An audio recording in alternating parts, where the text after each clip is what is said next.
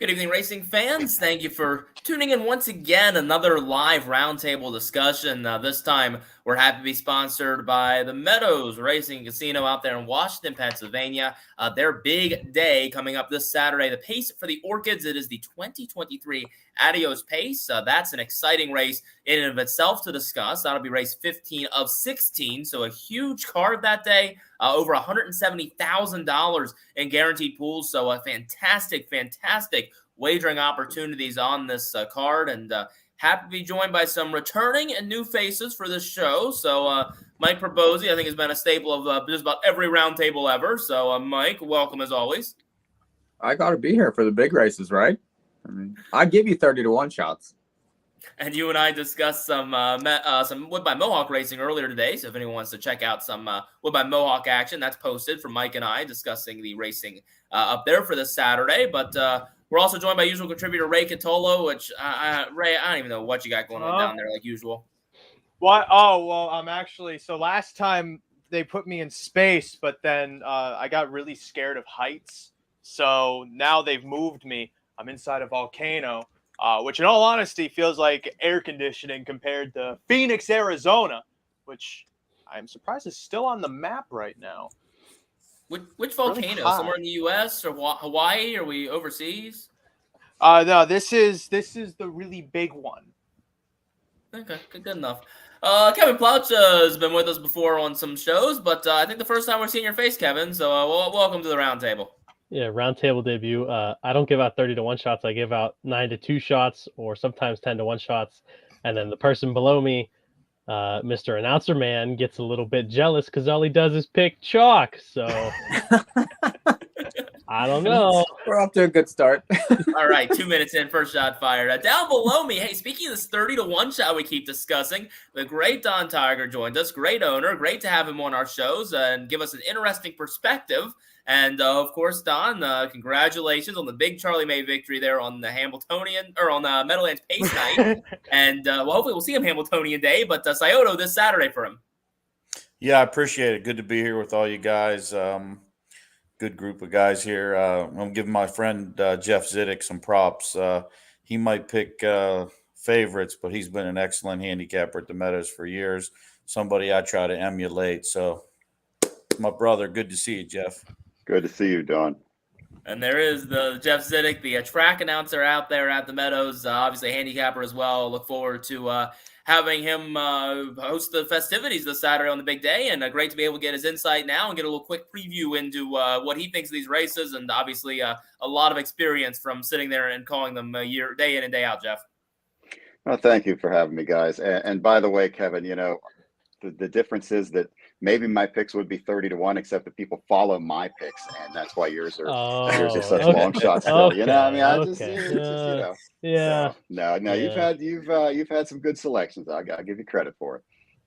So we have a full schedule on this evening that we will get our way through, but the main focus for us will be that pick 8 sequence. So it's a guaranteed, not a guaranteed, but a pick 8 sequence, 20-cent base wager. It ends in the Adios, so that should be an interesting wager in and of itself. And actually, I stand corrected. It is guaranteed. Sorry, $15,000 guarantee on that Adios pick 8 that starts in the 8th race. So we'll focus our time there. But there is a lot of other guarantees on the pool that we'll discuss. And I'll go through them now, and we'll highlight them as we go through. But a race 3 will start out a $5,000 guaranteed pick 5, $10,000 pick 4 in race 5, $15,000 trifecta in the 6th race. The pick 8, the Adios pick 8, a $15,000 guaranteed pool in race 8. Another $10,000 guaranteed pick 4 pool in race 9, $15,000 trifecta in race 10, a $10,000 Adios pick 5 starts race 11, race 13, a $15,000 Adios pick 4, a $15,000 trifecta pool guaranteed in the 14th race, and then in the Adios, a $40,000 trifecta and a $20,000 superfecta pool. So, Jeff, as the representative here for us from the track, I mean, gosh, that's such a fantastic wagering menu and absolutely phenomenal that the USTA Strategic Wagering is partnered with the Meadows to really boost the wagering and the guarantee pools on this huge day. Yeah, and, you know, we've been talking about this, Director of Racing, Scott Lish, and I, you know, a couple of those pools are backed by the USTA Strategic Wagering Program, along with the Meadows Standardbred Owners Association. The rest, the track is backing those on their own. But as Scott Lish and I discussed, you know, we were trying to come up with the plans for this. It's not my money. So let's just throw it out there because it's not coming out of my pocket for the day. And no, but we're really excited. I mean, we're trying something, and we think it's going to attract the attention of a lot of bettors. We've had a very good year with our handle this year. Everything has been on an upswing in 2023, and we're hoping, of course, that continue through this weekend. All right, I guess we'll acknowledge the first YouTube comment of the day, Ray. Ray, how did you find a niche of harness horse racing comedy? From who? From In Opva. I don't know what that translates to. I feel like it's like a Bulgarian word or something like that. How did I find it? I don't know. It's just kind of funny. Like the whole thing about it, like when you, as much as we're going to be probably mad that we're losing money on Saturday, or maybe happy because we're winning money, gotta admit the whole thing we do here is it's hilarious. Everyone just shows up. They all go in a circle. Everyone goes home. That's it. Like a $350,000 race, and then it's over in 2 minutes. And then you go on to an hours of 2,000. That's brilliant comedy, if you ask me. All right, we will jump our way into that Adios pick 8 sequence. Again, a 20-cent base wager. It starts in the 8th race, so we'll discuss most of the races in this sequence. So race 8, claimers, $10,000. We won't get too deep into that race, but we will, obviously, at the end, give out some ticket suggestions. So that'll be the opportunity to hear some numbers for that race. But we'll start our attention with race 9. It's the Roy Davis, the Arden Downs, a 2-year-old colt and gelding pace. It's the second of 2 divisions. We'll talk about the first at the very end of the show in a lightning round. But this one on the pace for over $20,000, a field of 6. And Mike Pribozie, we better acknowledge the 2 starter call, that ownership line, the great Gabe Pruitt, who will be there on the Adios Day. Well, I wonder if he's going to end up in the winner's circle with that horse. I mean, you got Brian Brown train, you got Yannick in the bike, second time out. That's maybe not, but he has to face Rose Run Zeke, who's 3 for 3 so far. And if you look back, that 26-3 kick on the 10th of July, that was huge at Pocono. That horse is the one to beat. A horse I would like to give out, though, maybe that might have a chance is a 4 solid character. If you look at that last race, that was a PA Sire stake last weekend. They went 54 4 to the half. And this horse was getting primed up on the backstretch to go, and then a horse jumped in front of him and never took a step forward. He ended up having to come back to the inside, and he made a break off that fast pace. None of these horses have seen anything close to that pace so far. So if you want to double the ticket here, you know, the 4 solid character, you could do a lot worse than Burke, Ronnie Wren. Much better post for this horse. This horse was bet first time out to even money over a horse special menu that ended up coming back to win off of that race. So that horse is interesting to me. I'd be 3-4 in there. Kevin? Yeah, I mean, Rose Run Zeke is the horse to beat. 3 for 3. Really has done absolutely nothing wrong. Was only used the last quarter on July 10th in that All-Stars win. Won the qualifier prep. I mean, I think he's ready to go. A horse I'm going to throw in is the one Dine with Kings. Got handled conservatively and had tons of pace up the inside late. Problem is, I just think he might have to come first over when you're looking at the setup of this race, which I think that's a super tough ask. So for me, race 9, I'm going to just single Rose Run Zeke in that pick 8. I knew Mike was going to mention solid character just based off of that podcast last week. I'm looking exacta, maybe hammer it for $10, 3-1. And I think Rose Run Zeke is the horse to beat there. I'm going to single the 3. Ray, your picks are probably the most worth paying attention to because you really got to hit this ticket to get out of that volcano, right? No, Edison, you're thinking of rope. That's what would help me get out of here. I kind of contest what Mike says because in a pick 8 sequence like this, I have to imagine a lot of people are going to want to center on Rose Run Zeke. So it would almost make more sense, at least to me, to single a horse like solid character in this spot. I agree with what you're saying based off the notes. You don't really know what this 2-year-old's going to have to offer. He's definitely going to be a much better price than the horse that's 3 for 3 this season. Rose Run Zeke's going to take all of the play, but I don't know why I would want to double my ticket when I can try and take the value play out of this leg. It could stand a decent chance while also either having room to try and cover my bases elsewhere on this sequence because there's some really tough races elsewhere, or to just maybe try and save a couple bucks for my bankroll because there's a ton of other great doubling bets. the ticket here because I'm going to go slimmer other places. And you could structure the ticket different ways, but I think it's tough to leave the 3 out of this ticket. He's probably 2 to 5 in the race. So, and it's especially tough with a 2-year-old, especially this early in the season when they have a 152 mile on their belts. It's kind of a game this time of year of who's faster than everyone else. So, and Rose Run Zeke is right now, but it could always change, and that's why, at the very least, in a pick 8 sequence, I think you take one or the other. So Jeff Zidek, the man out there at the Meadows, throwing out this money. So $15,000 guaranteed pick 8 pool, but a special wager, so there's no carryover possibility. So in your expert opinion, could we be going for a 7 of 8 payout or less possibly, or do we expect the sequence to get hit? What do we think of it now that we've seen it? There's a few tough races in there, most notably the Adios Volo, which to me, race 11 is where you're going to have to go pretty deep. And that's why I think, some of these races, I would go a little more slim than others. And Rose Run Zeke, I have seen I've called almost all of his races so far. He has given me no reason to doubt him in any way. And so I think this is where you try to save a little bit so that you can get a little deeper into some of these races down the road. Don, any creativity from you here? Not really. I love handicapping 2-year-old races, but there's 2 things I always use when I handicap 2-year-old races. I love to see unusual wagering patterns. And then the other thing that we really can't use on this show is I look at horses physically when they're on the track. And I've had great success betting 2-year-olds. But the one notation I'll make is the Ronnie Burke entry horse here, Solid Character, was bet unusually heavy last week in the eliminations. And from the outside post, I was kind of a little surprised at the wagering action. Again, it was a PA Sire Stakes event, and he had a reason for the miscue. So I think it's those 2 horses, the 3 or the 4. I wouldn't use anyone else on top. 3-4 for me as well in that 10th race. And Cheyenne Christman is tuning in. She is very excited for the pick 8. And yes, Ioto has done it in the past and has had great success with it. And Cheyenne is now the social media marketing manager for Aaron Merriman Racing. So that's a big job for someone that does, what is it, Jeff? 25 races a day between your place and the Northfield? Yeah, if he could find more, he'd do more, I think. Yeah. Race number 10, the James Mandarino. Well, this is the 3-year-old Colton Gelding Trot. Again, the second of 2 divisions. Again, we'll cover that first decision in the lightning round. But Ray Cotolo, again, I'm leaning on your ticket. Look, you won out of that volcano, so give us the winners here.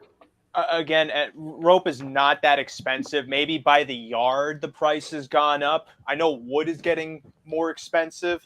I could probably get out of here on a solid exacta, if I'm being honest.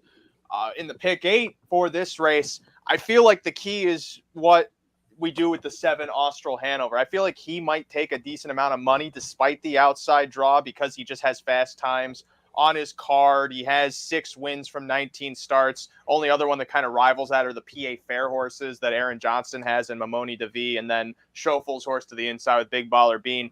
I'm against Austral Hanover because I think from that outside post, that's going to be to his disadvantage. Big Boy Ernest, the 4, super intriguing to me, making his 3rd start with Hopples. Ever since he's added Hopples, he's been able to stay flat, made decent gains in his first start in that Stallion series, and then in just an overnight event was able to go coast to coast, easy victory by a length and a half, 154.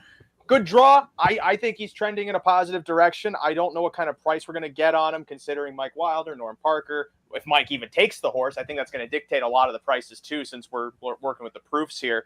But I also don't mind the 3 Mamoni DeVee. I feel like under the right circumstances, that horse could maybe sneak into contention and be live at an okay price. So for me in the pick 8, I'm 3-4 here against the 7.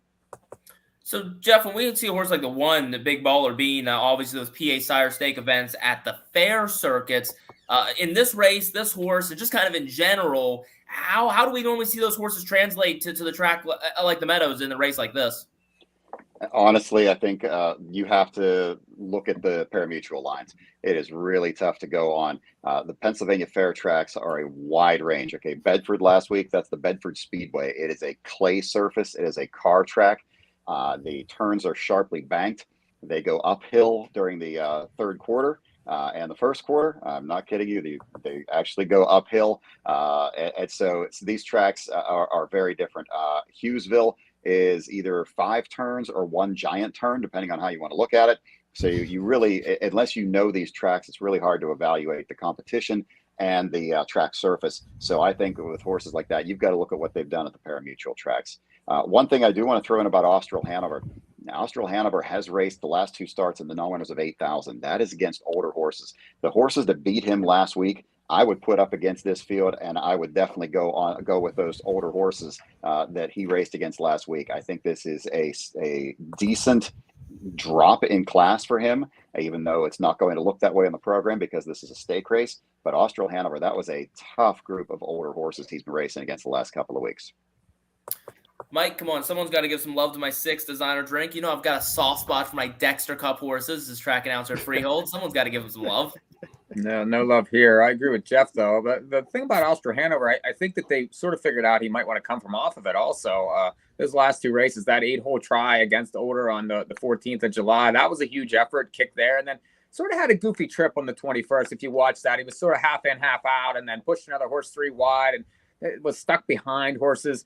And then he just kind of finished up even, but it's still 28-2. That's just a much tougher race. I'm not sure what McDonald will do here. You never really can tell what he's going to do, I think, getting away from there. But that horse has a lot of class. But Ray gave the other horse out, Big Boy Honors, huge change in form after the equipment change. And another 8-hole on the 2nd of July that ended up with a nice kick and a second-place finish in that Stallion Series. And that was at Philly. 8-hole at Philly is absolutely brutal. Then got the front on the 14th and just crushed here. It's those 2. I really don't see how either one of those 2 lose the race. I would just be 4-7 in all picks here. So, Don, for you as an owner, maybe you can give us a little bit of insight into this, but we see some of these horses, and especially the 2-year-olds, they kind of bounce, the Stallion Series, the PA Sire Stakes. Obviously, the Sire Stakes a little bit higher than the Stallion Series, but maybe give us an owner perspective. I mean, going into that first start or, starts of the 3-year-old season, how do you kind of decide where you want them? Oh, that's a good one. I think a lot of the good trainers, they start horses out in the Stallion Series races. Years ago, I owned a horse, Toddler Tantrum, who we started out in the Stallion Series, and he kind of graduated his way up at the end of the season. And we were actually thinking about putting him in the Breeders' Crown as a 2-year-old. So it's a good way to get educated. And it's nice that Pennsylvania and Ohio have those type of programs where you can go to the fairs, you can go to the B circuit per se, which is the Stallion Series. And even when you have a real good one, there's nothing wrong with starting in those spots. So it's education. Unfortunately, in this race, it looks like a lot of these horses have already got enough starts, and they might just be a notch below the top Sire Stakes horses. For guys playing pick 8s, which, I like to gamble, this would be a race if you went a little bit deeper and thought maybe you might get a miscue or someone over driving a horse. I mean, you can kind of make a case for a lot of these horses off the right trip. Even Aaron's horse, Kobe B, he's only 1 for 18 lifetime. But a lot of times the horse shows gate speed. Aaron likes to go forward. Horse is sitting second. Maybe someone's carving some fractions out on the front, gets a little roughed up, and Aaron gets loose and wins at a number in the lane. But if I had to pick one in here, that Big Boy Ernest, when he minds his manners, he seems to be first or second every week. And I imagine Mike will stick there. He looks a little classier too. They entered him in a couple bigger events, so he might be the class of the race. All right, Kevin, will you be using designer drink, or do I literally just sweep this pick 8 pool the second this horse crosses the line? You're going to sweep the pick 8 pool a little bit better than you sweep a real broom. I'm going to be using the 3, 4, and 7. I'm actually going 3 deep because I like the 7's versatility. I like Austral Hanover's versatility. It really doesn't look like now that he can go to the front and really hold on. Now, there was the sloppy track on July the 2nd at Philly. There was 2 seconds off. Made sense why he tired. And listen, Emerald's Legacy, I mean, that horse is an open horse that he was facing up against last week. And 4th, 28-2 kick against that horse, that's a definite use for me. The 4, Big Boy Ernest, like you guys mentioned, just absolutely a completely different animal after adding the hobbles. 55-1, 54 flat, can only keep improving. And then, hey, listen, I think it might be time for the 3 Mo Money DeVee to win a Stallion Series race. Has been close in the past, just crushed in a prep. I'm going to go 3, 4, 7. And this is off topic, but Toddler Tantrum actually won a race today at Philly. And that's all I got. 3, 4, 7 in the, what race is this? 10. Kevin's watching some races. You got to give it to him. He's watching some races. I couldn't believe it. Dawn said Toddler Tantrum. I'm like, I watched that horse win it 2-1 today. I think he's like 10 years old now or 2. I know he's an old claimer, like 10K, 10, 12 claimer or something like that. But I remember when I was 10 years old. but not worth $10,000. So Jeff, this is definitely one of those races to maybe look vertically as well, or horizontally. God, I'm so terrible at it. Vertically, right? Yeah, vertically. Trifecta pool, $15,000 guaranteed pool. As a vertical. Yeah, it's again, we've got so many people to be tuning in by that point in the day that we're really anxious to see how these pools climb. We had a good year last year, and as long as the weather holds out this year, we should have a good crowd on track. But I know there'll be people tuning in from everywhere. Well, nice little 7-horse field here, a lot of directions to go, and despite the 7-horse field, you hit that trifecta, could be looking at a nice payout with that guaranteed $15,000 pool. As we will go to race 11, the Adios Volo. Ray, are you happy enough? Did I pronounce it correctly? Yeah, you got it exactly. It's like the skate shoe. 3-year-old filly Pace for over $114,000. Obviously, kind of the a filly equivalent to the Adios Pace, and it's a field of 10, which means Jeff Zidek, will start with you. Tell us about the Meadows. It's a 5/8 track. Who gets the second tier, and the usual discussion on that. Well, the 10 will be lined up in the second tier. Obviously, it's like most trailing positions. I'd rather be in post 10 than post 8 or 9 at this point, unless you can really fly off the gate. So it's a tough spot for those outside horses. But what does help though is that the Burke stable, they've got the 9 in there as well. So if the 9 Strong Poison absolutely decides it wants to leave, there might be a friend along the inside. But then again, going for 114,000, I don't know if you have a whole lot of friends out there. Well, Ray, where did you land in this group? So this is I agreed when Jeff said earlier that this is maybe the most perplexing race of the pick 8 sequence. For one, because it has that trailer. You never know how a trailer is going to impact how horses get off the gate, how they align, who gets parked, and therefore how fast they go. Because sometimes that trailer is the difference between a race going 25 and change to a first quarter, 26 and change to a first quarter. That second makes a big difference. Strong Poison as well is also, for the most part, raced off the speed, but with that far outside post and with the slanted gate, especially with the Yannick Gingras on the bike, while she's the fastest filly on paper here, there's a part of me that feels like she might be gung-ho out of the gate. I'm not getting confused with the other one that the Burks just got from Amanda Fine. I don't know how Strong Poison... For one, I could see how she wins this race because she's faster than everyone. But this race is so different because she has that post. If she had posts 3, 4, 5, it's probably her race to lose.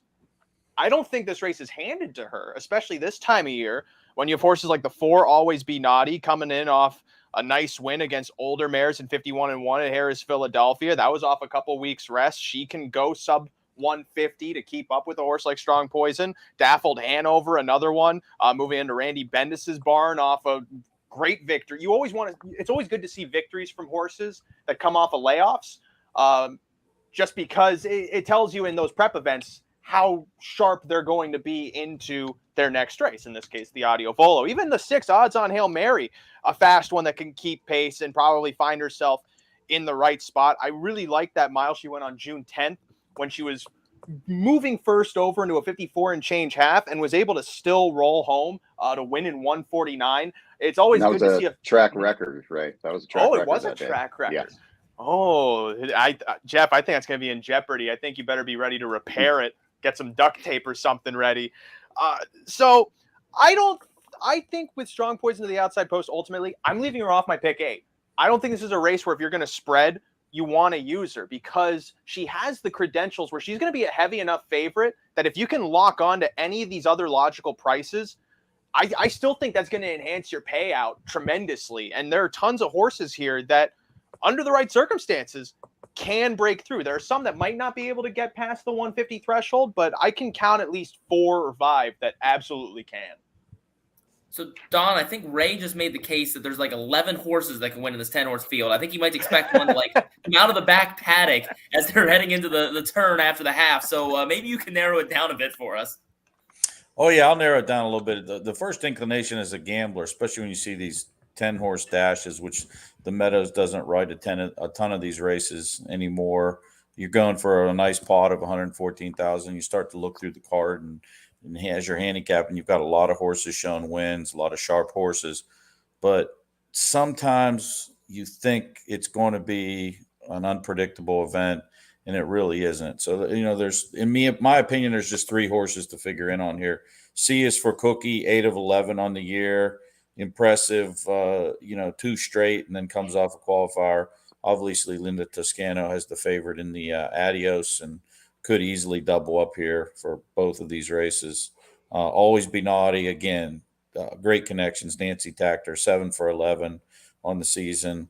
And as I was mentioning a little earlier about following money, that Sylvia Hanover in the Mistletoe Chalet, Mark Stacy trained horse is a beast. And I was really surprised at all the money that Strong Poison took that day against this animal. And again, she did nothing wrong as a 2-year-old, 11 for 14. So those are the 3 best horses in the race. I think somehow they're going to find a way, one of them, to get there. And, on a pick 8 ticket, that's all I'd go is one of those 3 selections. So, Mike, generally when I'm playing exotics, if I'm going to play like a pick 6 and a pick 5, pick 4, more or less, I end up using kind of similar numbers in all of them, obviously. But, this is kind of a unique opportunity where the pick 8, obviously each number you add in is going to add more money. So maybe you have to kind of be skinny on that ticket through this race. But if you're going to jump into the $10,000 pick 5 pool that starts here, maybe that's the opportunity to spread a little bit more. Yeah, I think you have to make a decision really on Strong Poison because she's probably going to roll 70% of multi-leg tickets, I think, through her just off those 2 lines. I mean, 48 mile at Hoosier, huge race. And then I thought she ran massive in that Mistletoe Chalet there. I mean, she loomed up, got around Sylvia Hanover, ended up providing cover for her the whole way down the backside of the track and ended up succumbing to her late. But she was giant in that race from 11. Oh, this horse can't draw for anything. You have to make a decision. Do you want to use her or do you want to try to go against, I think, in all multis? And like Ray said, it's tough to use her and then spread out. So if you like her, I say you single her and you move on and you can spread in other places. If you don't, you can use the CS for Cookies. I think you can use Vivian's Dream. I mean, she made 400,000 last year. She's a speed type. She seems to be maybe rounding back into form a little bit too. She gets an inside draw. She has speed. I think Always Be Naughty can be used off those last couple lines, and then odds on Hail Mary also. And there's things inside if you don't like Strong Poison. So I say in all multis, make a decision on Strong Poison. If you like, single. If you don't, spread out, and you can maybe slim down in other places, and or play 2 tickets. I mean, there's no law that says you have to play 1. How you structure your tickets, all that matters is you end up cashing whenever it's all done. So I think this is a really good race, though. It's a perfect race to start to pick 5, and it's a nice race in the middle of a lot of those other ones to create value. Kevin? All right, everybody. If you pull up your Adios program from 2022, I know Edison usually does. Oh, hey, look, Kevin, I got mine sitting right here beside me. I always have that handy. Yeah. Yeah, good. Everyone can join along here. I know Edison usually does some trivia on these roundtables. Who won last year's Adiu Volo? I bet Jeff knows. Oh, hold on. Damn it. All I have is a Freehold Raceway program. That would be Sweet Kisses and Yannick Gingras at 30-1 over the 1-9 captain, or 1-5 Captain Cowgirl. So that was a fun upset in the middle of the card. Oh wait, Kevin, was that another one of your 30-1 shots? No, I was never. Okay. I wasn't really like fully immersed. Well, I don't know. I probably bet Captain Cowgirl because I was a novice at that point. It was a whole 360 days ago. Apparently. I'm gonna single Strong Poison in the pick 8, and I'm gonna pick this horse on top. Listen, I went back and I watched that Mistletoe Chalet replay at least like 3-4 times, and it was very, very impressive. She was outside before the half. She went 3 wide, as mentioned, around the quirky Sylvia Hanover, who was just so good, and eventually won the race. Stayed on the outside, and that third quarter was 26-1, and couldn't get by My Little Captain, but still was third behind Sylvia Hanover and Twin B Joe Fresh.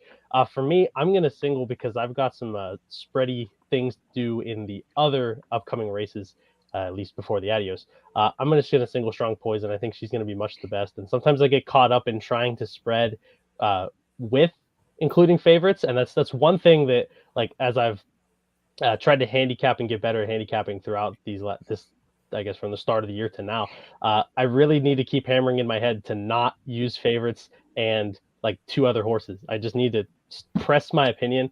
And I know that a bunch of people are going to use Strong Poison and even single Strong Poison, but I think that she's just the best horse in this field. So I'm going to single Strong Poison the Adieu Volo and hope that Gingras can go back to back. One thing I want to add to what Kevin said, it's something to keep in mind, especially as we get ready for Hambletonian Day next week, okay?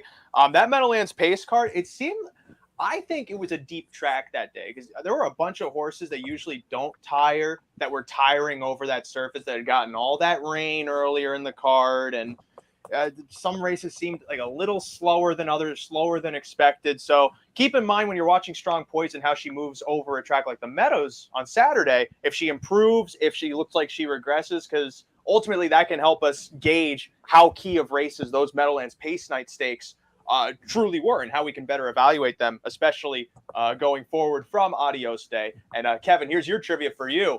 If you wanted to know, on Saturday, May 13th, Sir Richie won the 4th race at Freehold Raceway. So if you had that, you can give yourself $1. No, I only have this program, and then I have the program from the Adios Eliminations by me.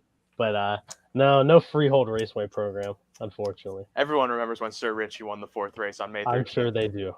I'm so appreciative to Ray filling in for me that day because I was at a Taylor Swift concert. Yeah, thank you, Ray. Which one? It was very important. Yeah. So, Jeff, we had you intro this race. So before we turn the page, any other thoughts from you on the race?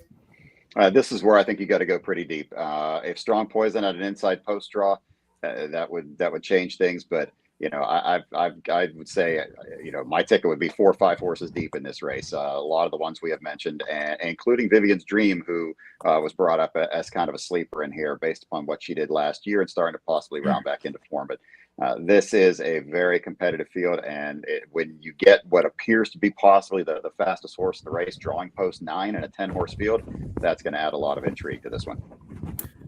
The ones for me are Strong Poison and the one, Sia's for Cookie. And Cheyenne jumps back in here to say Sia's for Cookie has hit the board in all of her starts this season and has the rail. Feels like it's a huge advantage, yeah, especially compared to that Strong Poison draw. So thanks, Cheyenne, for providing your thoughts on this race. And hey, how about Derek Givner? Derek Givner's tuning into us. This is maybe the first roundtable without Derek on it.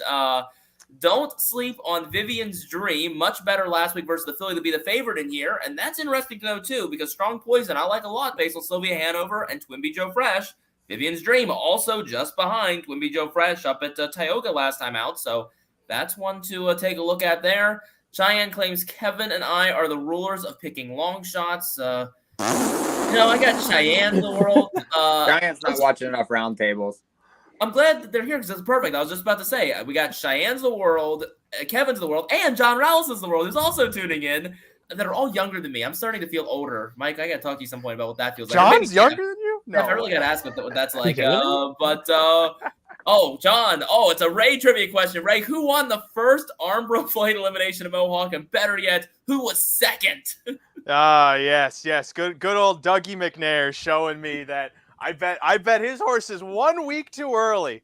Man, the mail around my area always gets behind, and that was the one time that it was actually ahead. Also worth noting that it wouldn't be without me that the Kevin Plowchas of the world could pick 30 to 1 shots on top. Thank you very much, Aston Hill Dave, Yonkers Raceway, June sometime last year, $170. Can we move on to the next race? Right after Matt Presto chimes in and says 1 to 9 odds on Kevin rolling his Adios Day winnings into a Pitt ACC Championship futures bet. But Kevin, better question: football or basketball? Both. Basketball more likely than football. All right, race 12. We'll turn the page here. We are on to the Arden Downs. This is the 3-year-old filly trot, the only division, a field of 9 in this one. And Don, let's start with you here. Yeah. This is, again, I get a lot of calls sometimes from other owners and trainers asking my opinion about drivers. And one of them was about Mike Wilder last week because they wanted him to drive a horse, but they said he was committed to going to the Meadowlands. So he was obviously committed to go to the Meadowlands to drive the 5-horse here. And the lines look great, but I always like when a driver is willing to go out of town and drive a horse in the Grand Circuit. And you can see that did nothing wrong in that race. And maybe even the front end was just a little tiring that day, but that was a great effort. I think that makes that horse stand out in here.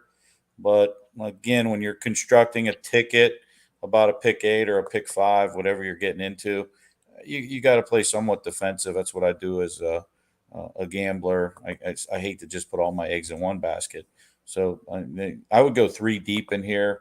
Obviously, I think flat bet, and I'm probably going to come in and bet Mike to win this race. But as far as a pick 8 goes, I'd add in Bub Zarelli from the rail. Did skip last time out, but I mean, well supported at the windows, 2-1, 3-1, 2-1, 4-5. And, Todd Rooney, a good trot trainer with the 8 horse, 6 of 8 on the season, banked 47,000.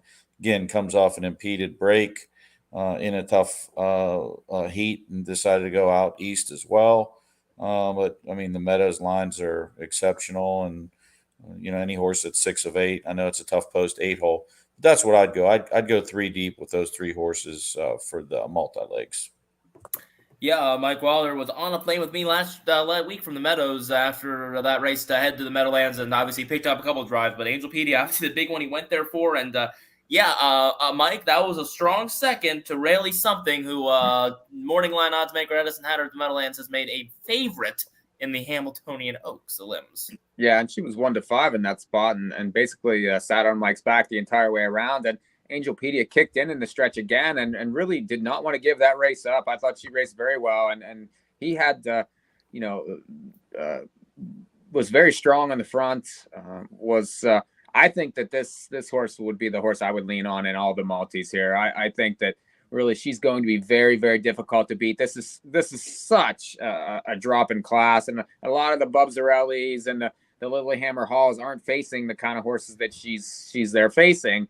She has the speed. She's comfortable being up front. She's going to dictate the race, especially from this post. There's no reason that she can't go down the road against these horses. So for me, I think that this is the race that you can kind of slim in and really just use her. If she doesn't win, I'm going to be out of everything because I'm going to lean her heavily. Now, she's going to be favored. I don't know that a win bet is probably the way to go on her because she's probably going to be sub-even money just off that last line.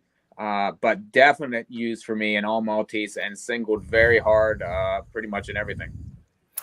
So, Jeff, Angelpedia was also defeated by Rayleigh Something when last seen out of your place May 20th, but to finish the distant 7th there. Anything you can tell us about that line? No.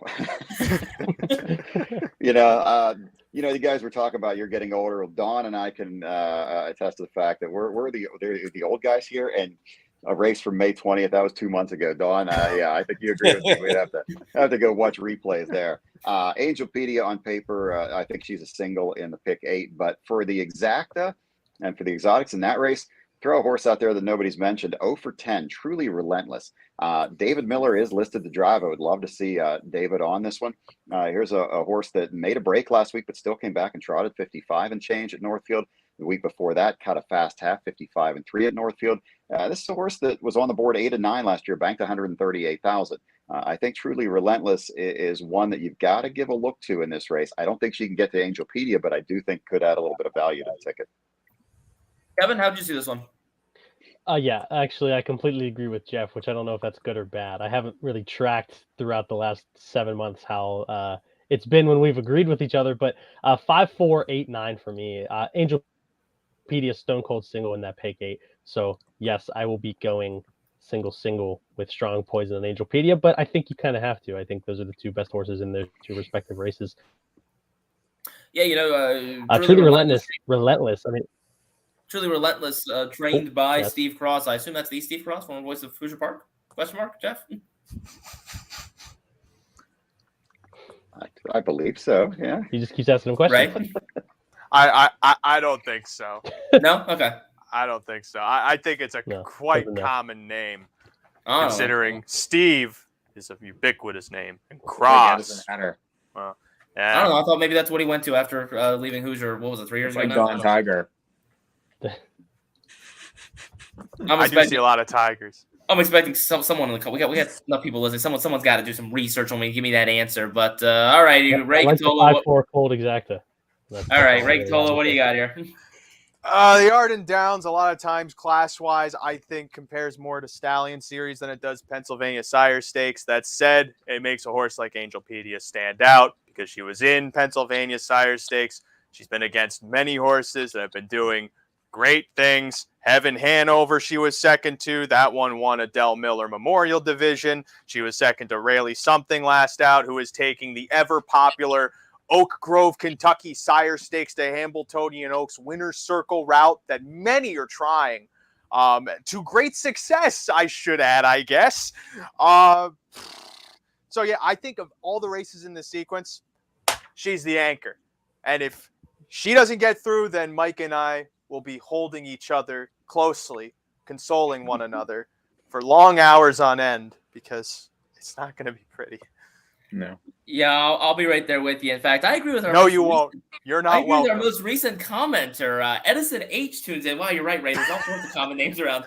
Edison H says Angelpedia has to be a single here. Wow, I agree with that. That's a really, really smart YouTube commenter. Angelpedia, absolutely. For both live has to be the single here. Thank you, Edison H, for tuning in and listening on YouTube as we go to race 13. The Arden Downs. Now we're on the 2-year-old filly Pace, the second of the two divisions, a field of 8. So, Don, you said you enjoy handicapping 2-year-old races. We're back to them. Yeah, and this is one of the races that I would like to just see them on the track, because the lines are just uninspiring for everybody in the race. As Ray said, I think some of these they're paid in events, the Arden Downs races. And obviously in years gone by when myself and Jeff, I mean, there's been horses like Arch Place that have raced in these events. And it used to be a very good Grand Circuit entries. But I think because you have to pay in them separately and there's so much emphasis on the state bred programs that they just don't get the support that they used to. So we might not get the true A-teamers. And to me, this is a perfect example. A lot of these horses, some of these horses will end up conditioned racers and as it goes by. So a lot of times I'll look for something on the track. With that said, obviously we're putting some tickets together. And in this particular sequence, I got to come up with something. I can't just say, hey, I want an Allburger.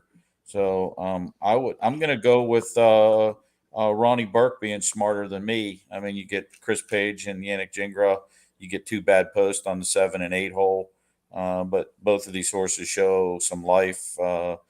They've got pretty good lines. So this is my race where I try to get an imagination and, just play the 7, 8 and think that maybe Ronnie's going to outsmart the group. I guess if I had to pick another horse, I'd probably go to Aaron Merriman. And again, this horse isn't doing your traditional route. He's racing in the Stallion Series and then heading to the fairs. But, I mean, successful and obviously well-traveled and has raced here at the track. I mean, that was a good start, 3 back at 2-1. But probably I would just stick with 7, 8 here and hope that the trainer-driver combo figures a way to the winner's circle. So, Jeff, I don't know about for you, but for me, whenever I'm handicapping at the Meadowlands, working on TV, get a chance to see the horses in front of me, there are times I'll kind of make changes on the fly handicapping, seeing them on the track, and that's maybe especially true with the inexperience and the newness to all of this for these 2-year-olds. Well, I'll tell you what, the horse that I'd like to see on the track would be My Girl EJ. Let's go back. If you want to see a very strange line in the program, look at the line from June 20th. That was a 2-year-old qualifier. That chart is accurate. I actually was there that day. The guy that calls our qualifiers wasn't there that day. So I had to go in and do it. My son is the one that usually does the qualifiers, but that line looks very strange. The horse had the lead at the half. What happened was she basically tried to pull herself up. It was just total inexperienced greenness. And then after dropping all the way back from the first spot to the 6th spot, she comes flying back with a 27 final quarter and gets second. That showed me right there. That was a high speed horse. She followed it up well on July 8th, but then went to Pocono and made a break. So that's one where I think I'd like to see this horse on the track, like to see this horse maybe warming up 45 minutes or so before her race, see what she looks like, see how she's behaving, because clearly My Girl EJ is a high-speed horse. And I would not, if this horse warms up well, I would have no trouble singling that horse. But by the time that horse warms up, you might already have your pick 8 ticket in. Jeff, my favorite day at the Meadows was, I think, last year, the first time ever, the Ryan Zidek called qualifiers. And on the mic now, Ryan Zidek, not that other guy. That was such a beautiful day. Yeah, he's a peach. Right. My Girl EJ, full sister to Luz Pearlman. At this point, take that as you will. A couple of starts will tell you whether we should take it for anything. But the assets are there. It's just clearly the noggin hasn't fully hardened just yet. And so with the class advantage, with also that pedigree in mind, with the connections, I feel like she's going to take a ton of play in this race. And I don't necessarily want to gravitate towards one that is quirky like that, because all those works at a short price, to me, don't seem worth it versus horses that could be better prices. I might not stand the best of chances, but I could do something. I think Stay Lucky is more interesting than her lines show. She's at least trying to gain ground. Was second to Stay Sunny on July 8th, and on July 16th tried to gain ground again. I would like to see her pass horses. I think that's a great thing for horses that win races for the most part. So maybe Stay Lucky, especially with the outside post, can get some speed going. If not, talking about passing horses, Shop Mickey has some sneaky lines at big prices. 19-1, 18-1, 40-1. Honestly, the best line I see on paper from her when she was 40-1. She got bottled to the inside, was at least showing some finish in the stretch to get fourth in that Stallion Series division. I wouldn't mind taking a chance with her either. I have to imagine, though, Yannick's listed on both of them. I think I know which one Yannick's going to go for a buddy of his that will say rhymes with Don Turk. But Shop Mickey should be an okay price in a race where, in all honesty, you can't really separate any of them. There's only 3 that have visited the winner's circle, and even the ones that have lost, they could figure it out. Mike, Cheyenne jumps back in to say that Stay Sunny shows the most experience in the field, and 5 starts to set the board 4 times, again with the rail as well. And, maybe we won't split hairs with 5 starts versus some with 4 in this field, but with 2-year-olds, sometimes that experience edge is worth noting. Yeah, stealing my thunder here. It's exactly what I was going to say. 5 starts, you got 2 wins here at the Meadows, and shows a lot of speed. Barn's hot, 11 for 35 so far, and this horse has an inside draw. Some of these Burke horses from the outside, they have to navigate those outside posts. They haven't showed the speed that this horse has shown. Now, rail can be a tough post for a 2-year-old, but especially a 2-year-old filly. But this horse has shown speed pretty much in every start, and I don't mind this one. I think you need to use this one, and just with the lines, the experience, breeding's not bad on this horse either. So I think a spread is the way here, though, especially when you're slimming in some of those other races. I think Stay Sunny's a use. I think My Girl EJ's a use. The 8 Stay Lucky, the other Burke horse is a use. That horse has been bet in both starts, and really that's another one probably hasn't quite figured it out yet. But the barn finds ways. We were talking about this earlier to improve horses, to put horses in the right spots. So I'd use those 3, and then depending on where my ticket stood, I wouldn't be opposed to using Tim's horse, the 4 Shop Mickey. Another one that's has some experience, that is starting to figure it out. Last race was probably the best one of all, even though got 4th in there, lacked some room in the stretch, and was beaten less than 2 lengths. Any one of those 4, I think, can win it.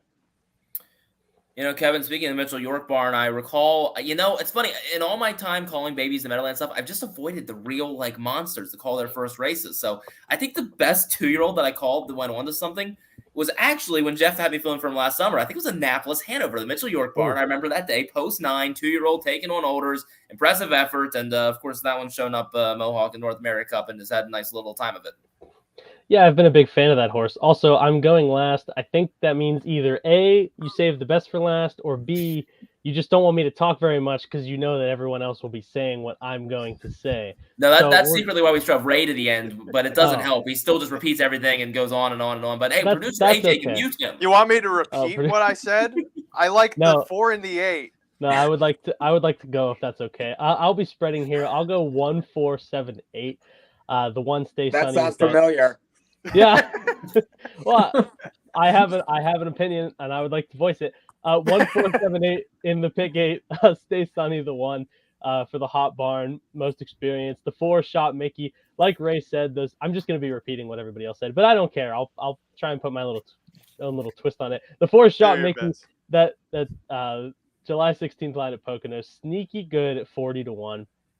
I think coming back here she'll be better, and I think could snag the win at a decent price. The 7 My Girl EJ, I mean, I'm not sure if we're going to be able to see her warm up at all, but it's definitely interesting to see because I know Jeff sent me a text about Louis Vuitton in the opener of Elimination. elimination day that horse broke in the warm-up. So it is absolutely a good resource to watch the warm-ups. So I'll use the 7 and the 8 Stay Lucky, who I'm sure Jingra will choose and send and look to win. If you're playing tries or supers, a horse that you could include is the 6 Paycheck Princess, Anthony McDonald, a horse that's been steadily improving and could hit the board at a price. So in the pick 8, it's 1478 in race 13. And Kevin Plowcha is joining in on YouTube. See, come on, Ray. There's multiple Steve Crosses, multiple Edison H's, multiple Kevin. We got multiple. Simply remarkable. This roundtable is a natural census. And Kevin Plowcha says this Kevin kid is such a genius. Gotta you. note to self, make Ray Cotolo burn our YouTube account and have at it. Yes, wreak havoc under my name. No one's done that before. Race 15 we turn to next, and that is the 57th annual Delvin Miller Adios Final, a 3-year-old open pace, detention barn at 4 p.m. on Friday, $350,000 in the line. Jeff, let's start with the namesake. Delvin Miller, obviously, there's that plaque to him at the winner's circle there at the Meadows, obviously a very important figure in Meadows history. Yeah, a lot of people think that Adios was Delvin's great racehorse, but that's not the case. Adios is the reason we have the Meadows. Delvin bought Adios and stood him at stud and made so much money from standing him at stud, and the horse had so much success as a stallion that's where the money came from for the Meadows to be built, and so he wanted to honor that. We've got the Adios statue that everybody driving up to the racetrack will see that on the driveway up. Delvin, his name was attached to this after his passing. I've been around the Meadows so long that I actually did get to work with Delvin a little bit. He was as they always said, he was the ambassador for harness racing. If you look at a who's who in the 1950s and 60s in the world of sports, Delvin hung out with all those. I mean, names like Stan Musial, jockey Eddie Arcaro. These were guys that always hung out at Delvin's farm. They would come in and see him and spend time there. And so, I mean, Delvin Miller, that name, as every year passes, that name just, it's the Delvin Miller Adios, without people realizing who he was and what he meant to the sport, but he meant an awful lot. Well, Jeff, you'll be the one calling this race on Saturday, so we will let you start it off. You called the eliminations last week. We saw those. It's My Show, Cannibal. They won the eliminations. It's My Show is a perfect 7 for 7 this year after going 0 for 8 last year. Yeah, amazing story. But last week, they had the interview in the winner's circle with one of the I think it was AI Edison that was in the winner's circle last week, and I believe they said that Scott Zeron kept telling Linda Toscano all last year that this horse was the real deal, even though he went 0 for 8. What I saw the other day, what we all saw, I don't know that they can get to him, but every other time that there has been a heavy favorite get beaten in a race. I mean, on paper, he's the one you got to go with, but on paper and on the track doesn't always pan out the way you want it to. And do you go in with a backup plan? I don't know. That's a personal choice. But from what I saw last week, It's My Show is the real deal for this race. That's a fun little magic trick. Don and Jeff switching spots. So I'll go back to the bottom middle. Don. Yeah, a couple things too. First off, some history too, since myself and Jeff have been around. I've got an autograph from Delvin Miller. He always had a smile on his face too. Every time you saw him, just a great guy. And actually, I've been very fortunate with some of my success with Charlie May. He had presented a trophy to someone along the way, and they kind of passed it along. It's a nice bronze statue, and I was fortunate enough to get it presented to me. So it means a lot to me. And Delvin was a great guy. Can't say enough about him. I mean, obviously, he brought the Meadows and before he sold the Meadows, him and Ed Ryan. I mean, it created a good place for myself and Jeff for years. So the race means a lot to us. I just gave an interview a couple weeks ago, and they asked what my favorite race is. And obviously, I mean, I could have named anything: Breeders' Crown, Hambletonian, and I choose the Meadows, but the Adios because of the history and what it means. I do wish that some of the history was still around where we went 2 heats, but these things change over time, and you just never know exactly what you're going to get into. But as far as the actual race goes, I'm definitely chalked out. It's My Show. Very similar to Artificial. Artificial was another horse. Not a great 2-year-old, and he was the only horse to beat Some Beach Somewhere in that massive race up at the Meadowlands. This horse, obviously 7 for 7. The only thing I tell you from a horseman's perspective, coming down the stretch, I know that Scotty Z didn't want to go that kind of mile, but he was pulling on the right line a good bit as that horse was coming to the wire. I don't know if the horse was just bearing in a little bit from missing some time. I guess when you try to find like one small chink in the armor, that could be it. But as far as I'm concerned, he's much better than Cannibal. And if he's 3 to 5 or 4 to 5, I could easily see betting a couple hundred and just doubling up your money or trying to get, 60, 70 cents on your money. And you'd probably do pretty good. So, Don, as an owner, give us a little insight. Pretend you're the owner of It's My Show or Cannibal. I mean, a little different philosophy where, obviously It's My Show, 7 for 7. You're going to be the favorite. Tell us a little bit about what that feels like the night before this race. And also a horse like Cannibal where, you have a big chance, obviously, but you also know you're up against It's My Show. Yeah, it's kind of funny. Me and Roger Houston stay real close. We're still friends. And I know he talked to Mr. Young prior to this week, and he said he's a great guy, and he was asking about some places to stay and where to go eat because he is coming in for the actual race this week. Believe it or not, when you're 1 to 9, 2 to 5, 3 to 5, there's a lot more pressure than when you're 20 to 1. Obviously, I've had some success with a couple nice horses. I've owned Sam Hill and Charlie May, so I've been really lucky with a smaller stable to have the kind of animals that I've had. And it's going to be a lot of pressure. Let's put it that way. I think, though, that the nice part about it is, like, I don't get nervous about races much anymore because someone asked me if I was surprised if Charlie May won last week the Houghton, and I said no. I didn't think he'd get that kind of trip, but when you take horses over there and they're good, like It's My Show, like the animal's going to show up and perform. So I would say that it's nervous excitement for Mr. Young and Linda Toscano, but I just can't see the horse getting beat as long as the horse is healthy.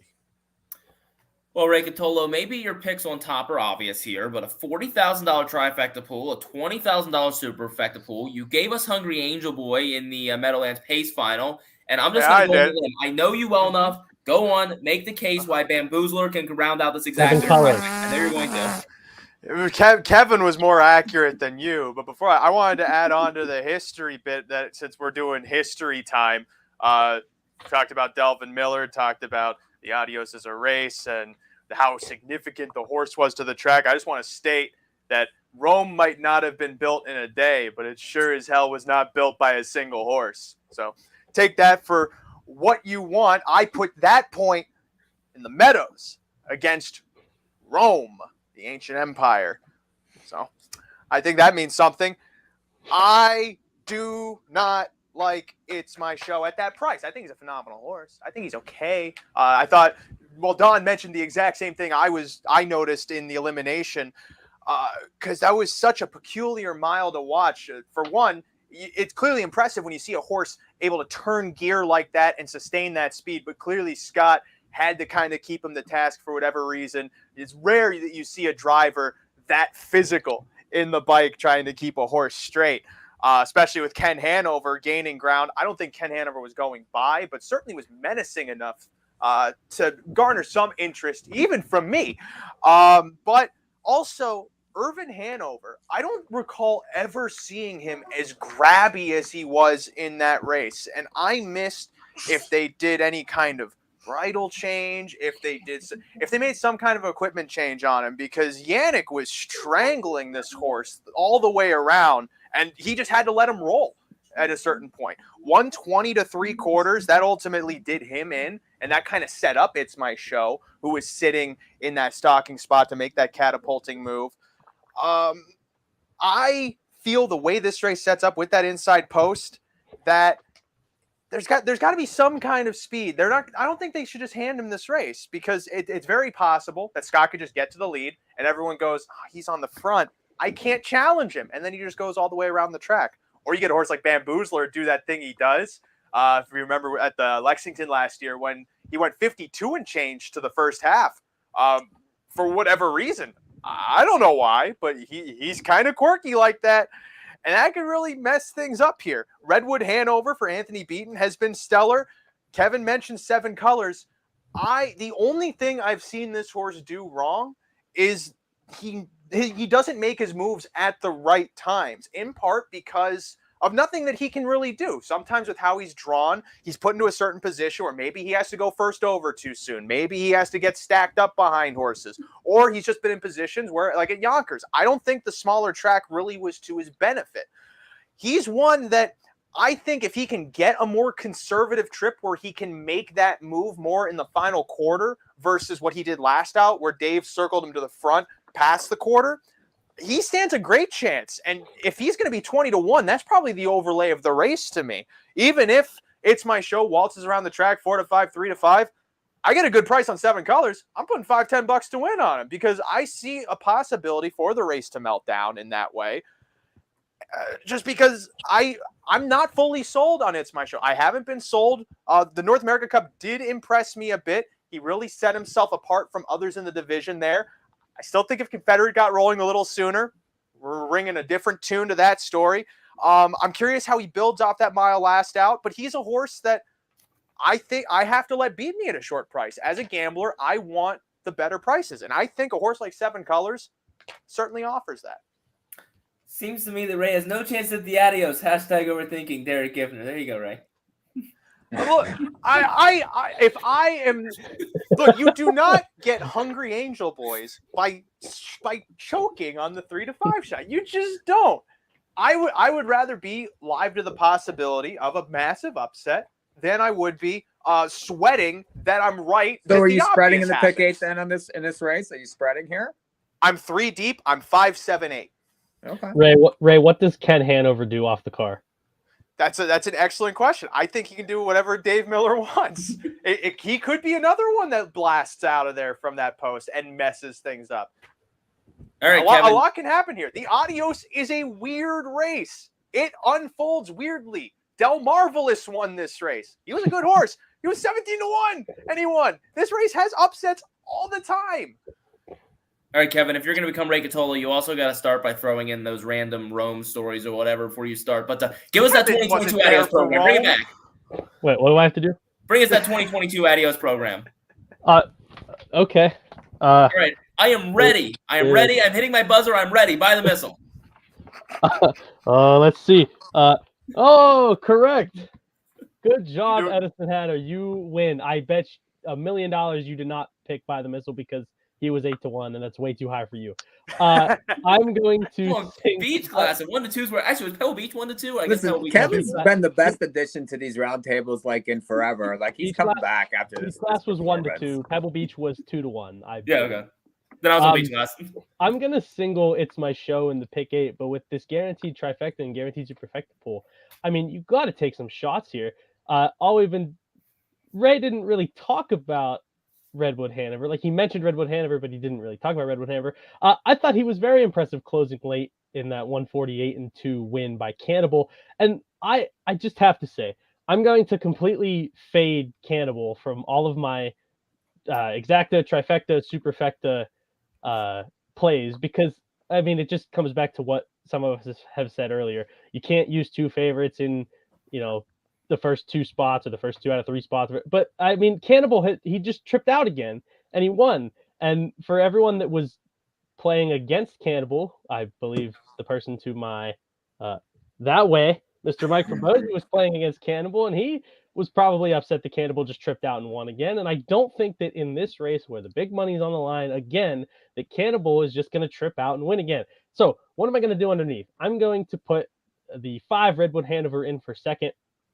And listen, I mentioned 7 colors briefly. 7 colors got, I think, the best drive that he could have gotten from Dave Pallone. I was pretty darn surprised, and I think Jeff was too, that this horse was moving to the front from 4th off that 26-1 quarter.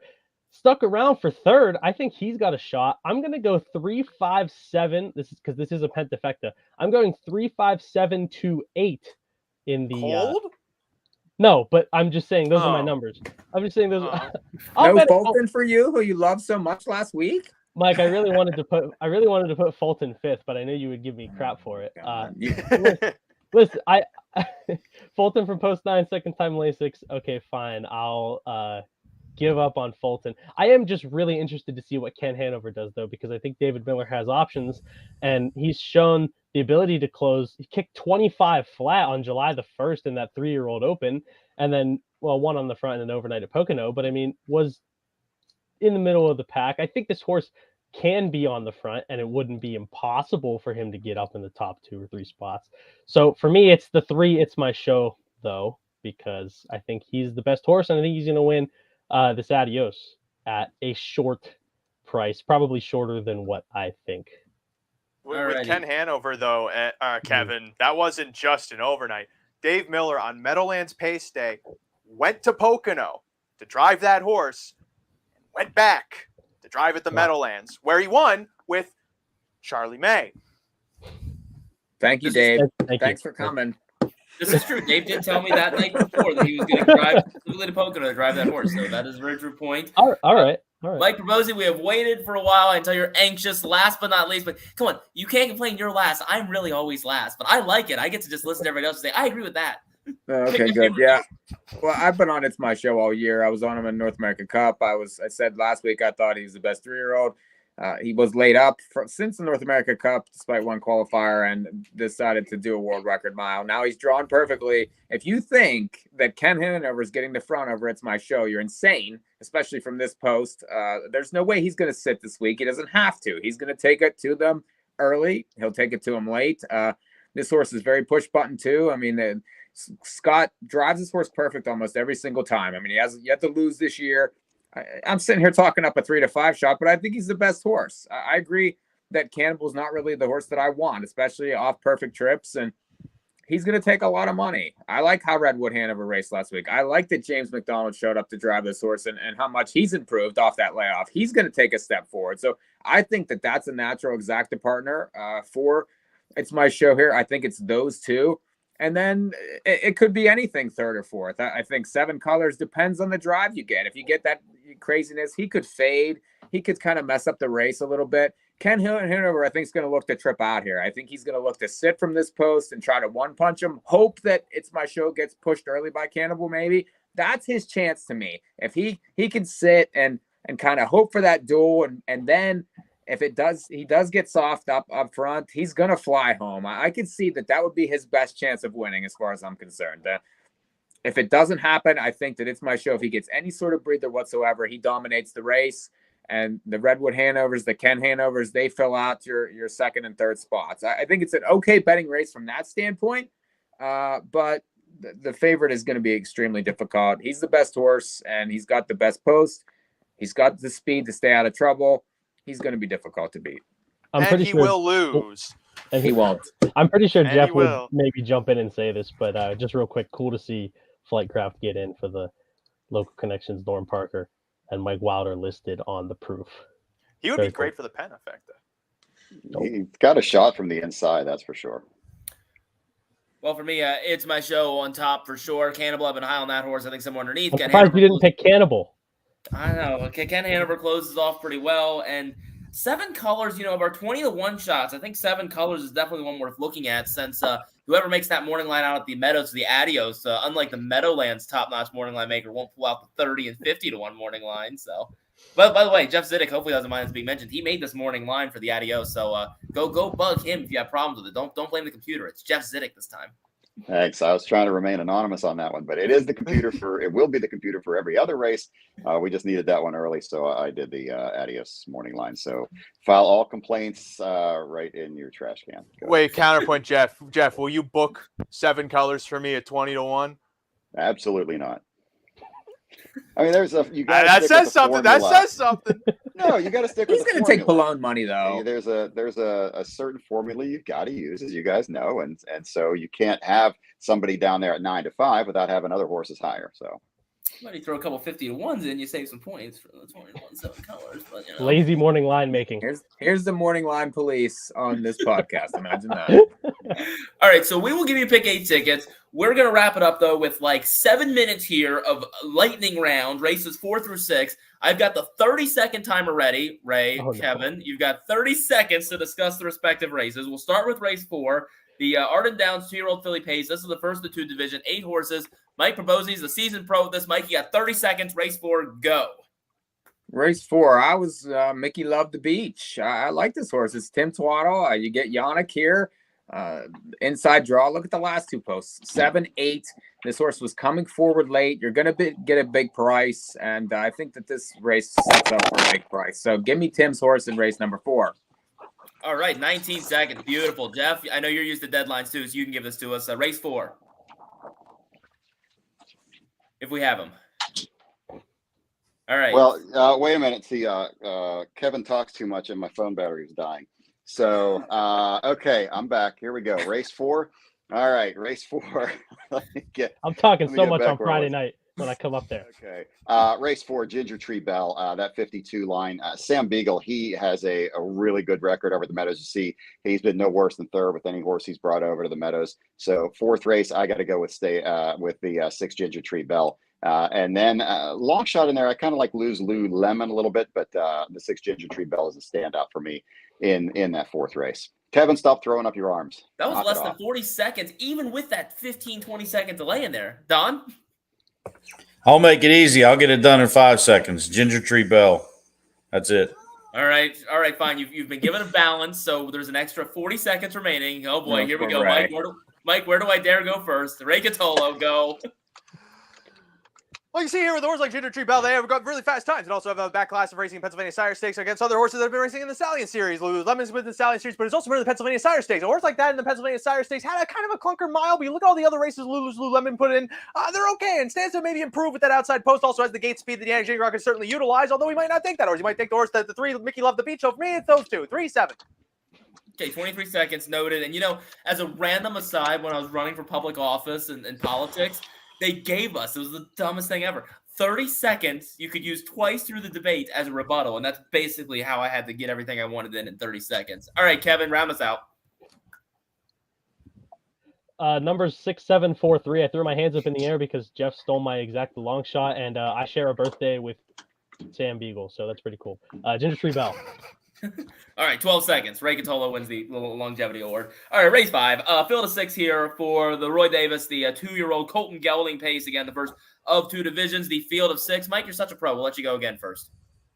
I'm going to try another long shot. Let's go to 3, Silk and Sweet. Another one, tough post. You get Dexter Dunn again. This horse hasn't shown much, but it's a short field, and the rest of them haven't shown much either. So I'm going to go with connections here, and we'll take a shot for some little off the pace. The horse probably needs to improve, but has a little experience, and we'll try that one. 21 seconds. All right, Ray, we'll go to you second dangerously.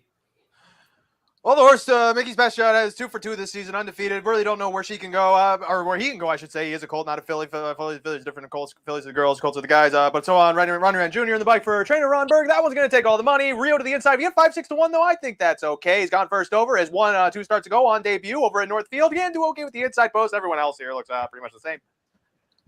Okay, Jeff. Let's go with the 1 or the 2. I think Mickey's best shot with that 2 for 2 record is going to take the play. But I like Rio, David Miller for Scott Cox along the inside. Look at the post this horse has had. Much better chance today, I think, from an inside post. So watch out for Rio. Kevin? Yeah, I'm at 1-6-3-2. Listen, don't throw out Send It In Jim just yet. I'm using that horse in my Maltese. He was forced wide going to the half when the tempo slowed and was outside for a long time. He's got a shot off a helmet. That said, I'm putting the 1 Rio on top. He was first over into a slow pace, kicked home in sub 28. I think he's got more to show. I'm going to be fading the 2 out of my trifecta. So 1-6-3-2 in race 5. All right, 25 seconds. That's the closest we've been yet. Don? First off, Ray continues to impress me with his multi-talented stuff. It's nice to know we got an auctioneer in the group, and he's doing a great job with that. I've got no imagination here. Mickey's best shot, and here's the simple reason why. 1 to 2, 4 to 5, 2 pari-mutuel starts. Good enough for me. All right, race 6, Arden Downs, 3-year-old Colton Gelding trot, first of 2 divisions. It's a field of 6, and all right, Mike, let's really challenge ourselves. Let's go to them first and make them start it off. Now, which one first? Kevin, you get to go first. All right, numbers here are 2, 3, 6, 1. I like Crantini because he stayed flat the last few weeks. And Anthony McDonald has said on the Stable CA's YouTube channel that he thinks this horse can go more like a 53 and change mile. And watch the Stable CA's YouTube channel. He gives a lot of good updates. 2, 3, 6, 1. I like Crantini in the 6th. Ray?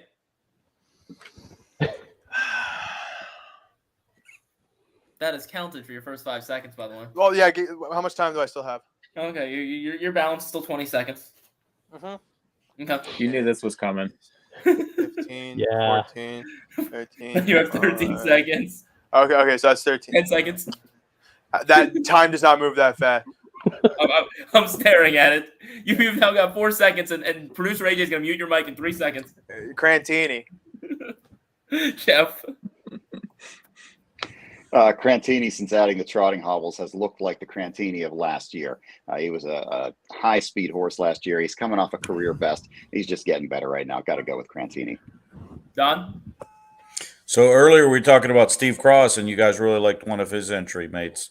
I can tell you when this horse was a 2-year-old, this Black Magic, he thought it was the best horse in his barn.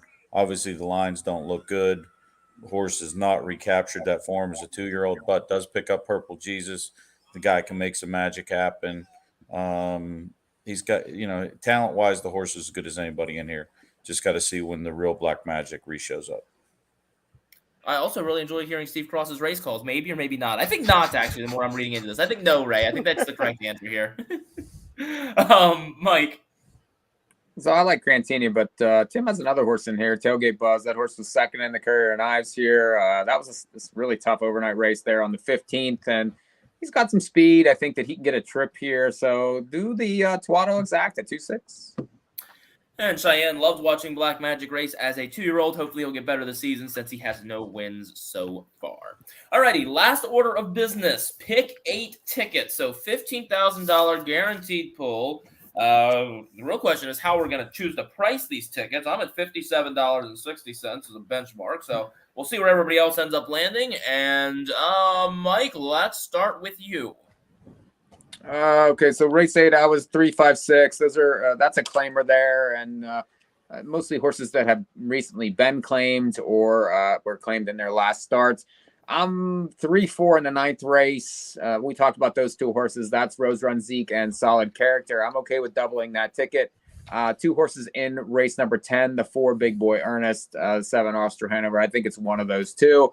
I'll probably single Strong Poison there in the 11th, but some backup tickets I will spread out and use the 1, 2, 4, and 6 on an alternate ticket. The 12th race, I love Angelpedia. I think you can single there. The 13th race, I would spread there a little bit. I'd be 1, 7, and 8 in that 2-year-old race.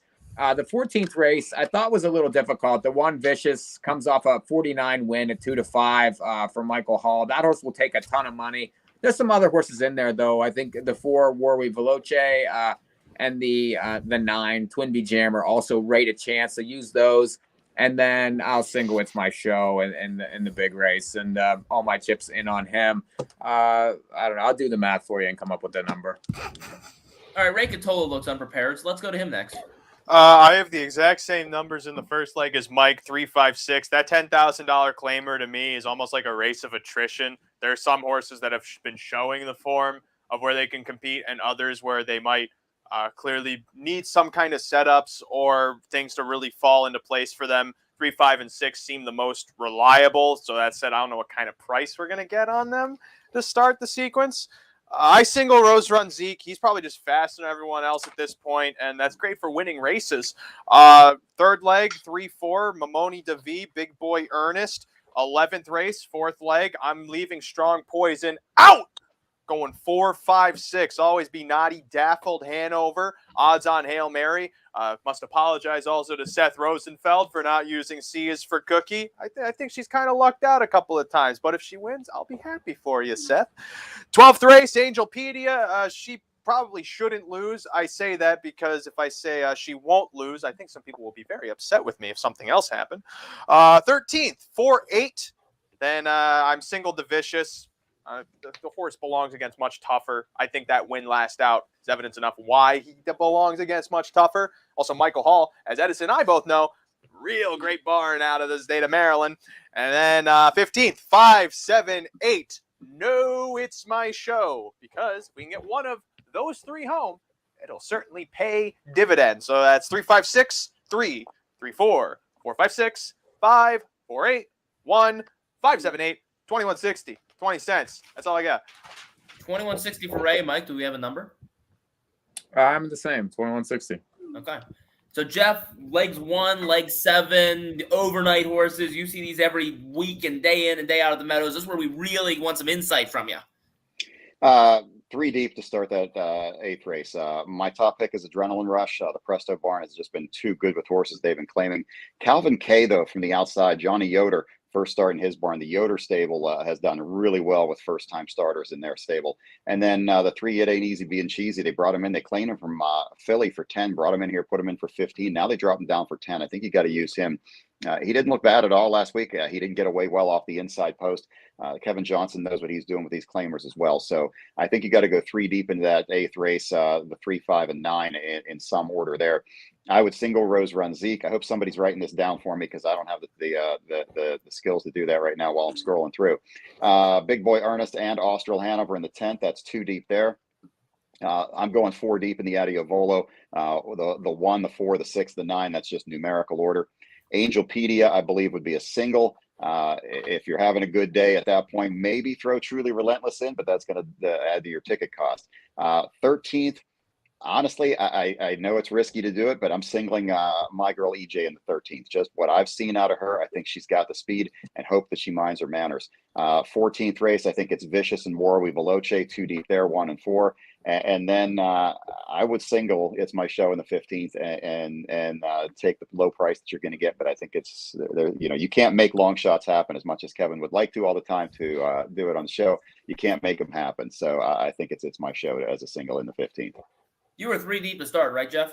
I was 3 deep to start. So that is a $9.60 ticket. You can even throw on Truly Relentless and make it $19.20. So there's a good that would make more sense because again, Trotter, Angelpedia on paper, but they don't race them on paper. So I do think Truly Relentless could end up really for what you're going to risk to add that one into a ticket like that.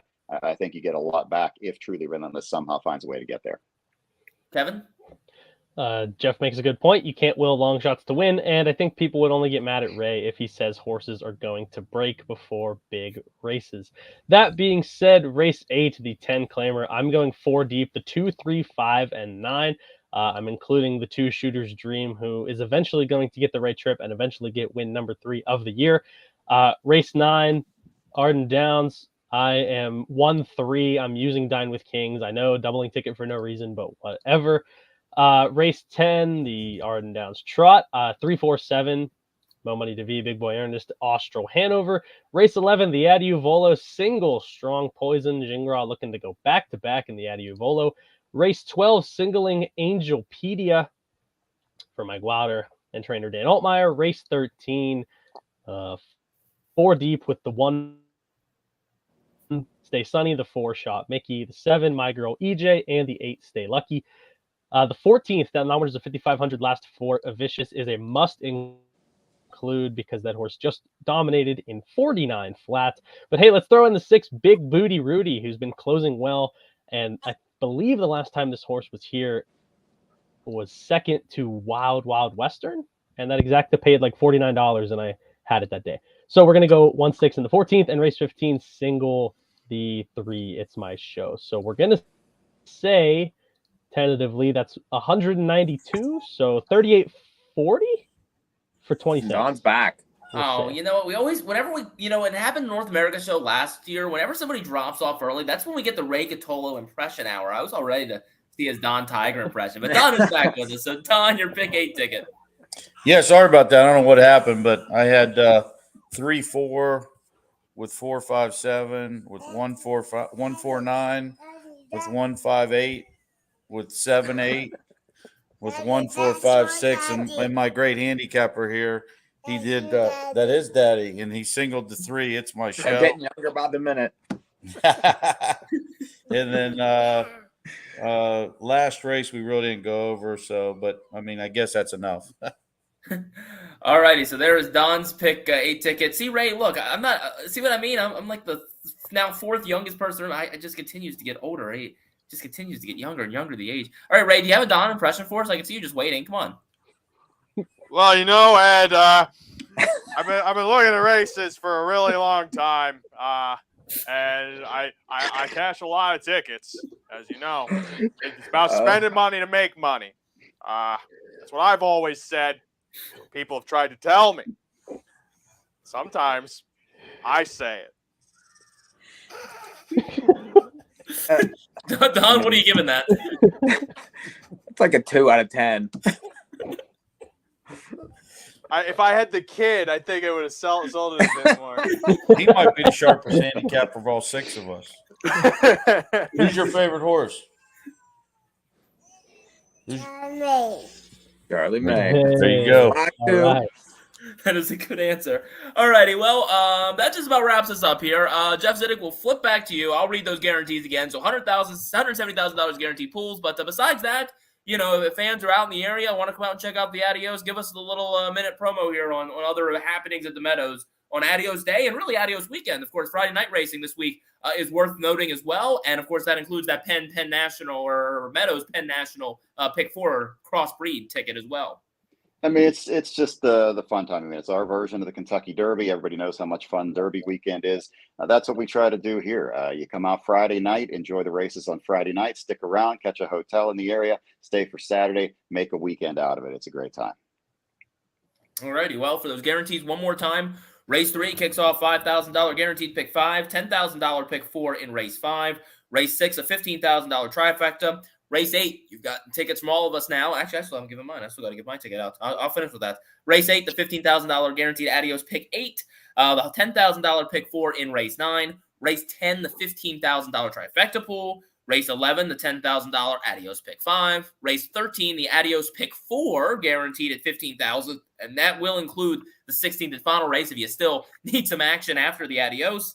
Race 14, a $15,000 trifecta, and the big race, race 15, the Adios, a $40,000 trifecta and a $20,000 superfecta. And yes, if you want the winning ticket for the pick 8, because nobody here is correctly using designer drink, 2, 3, 5, 6 to kick it off there in the first leg.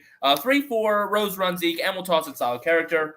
Race 10, 4, Big Boy Ernest. 6, the winner, designer drink, and Austral Hanover. The last time it was said like that, it was Ray Cotolo saying, shoot, who'd you go with in North America Cup, like 2019? I can picture you in that video going like, the winner of the race. I'm going to pick the winner of the race.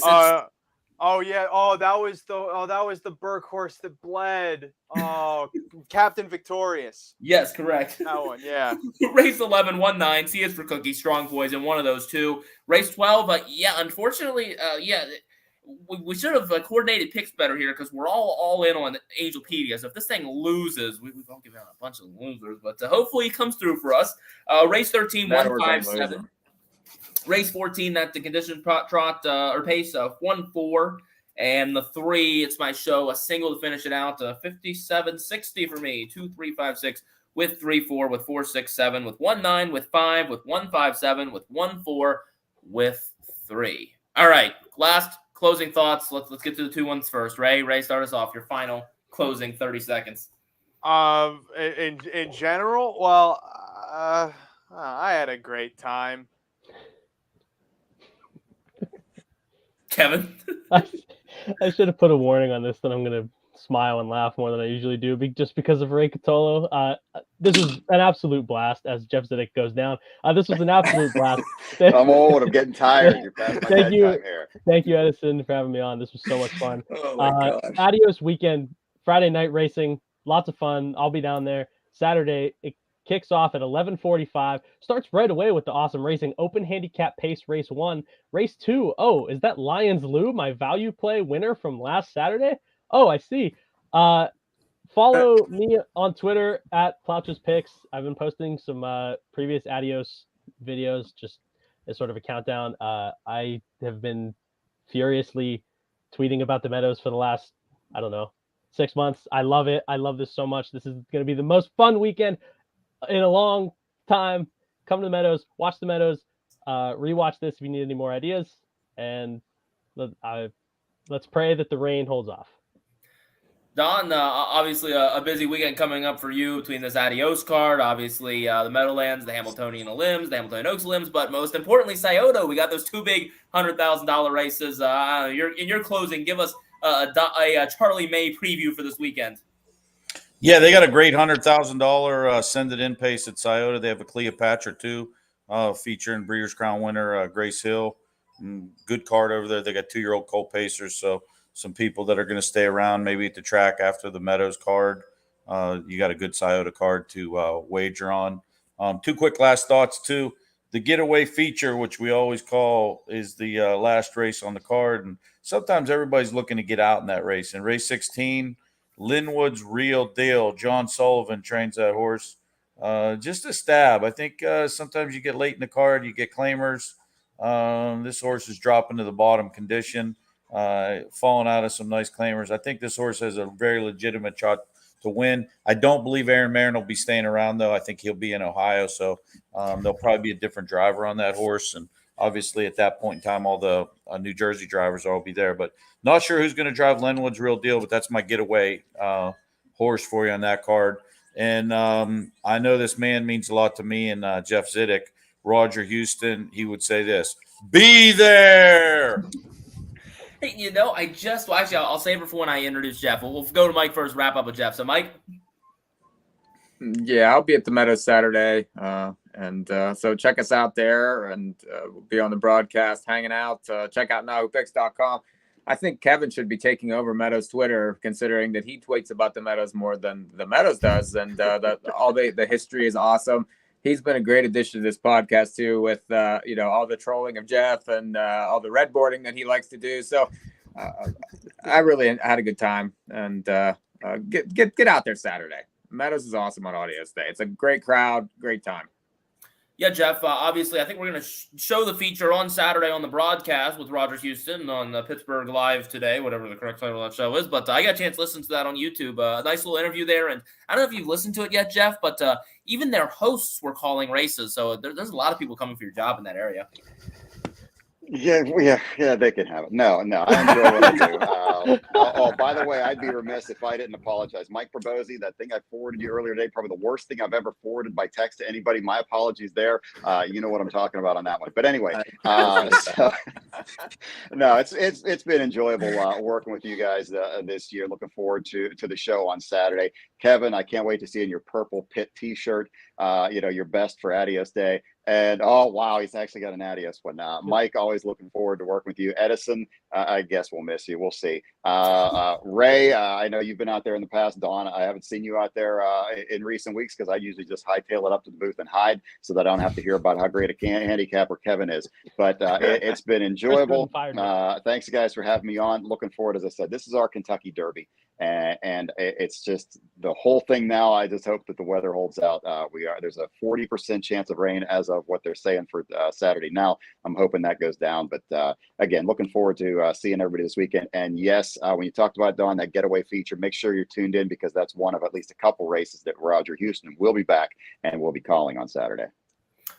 Well, Cheyenne has let us know the bad news about weather. Kind of forgot about it. Gabe Pruitt will be there. So, yep, bring the umbrellas.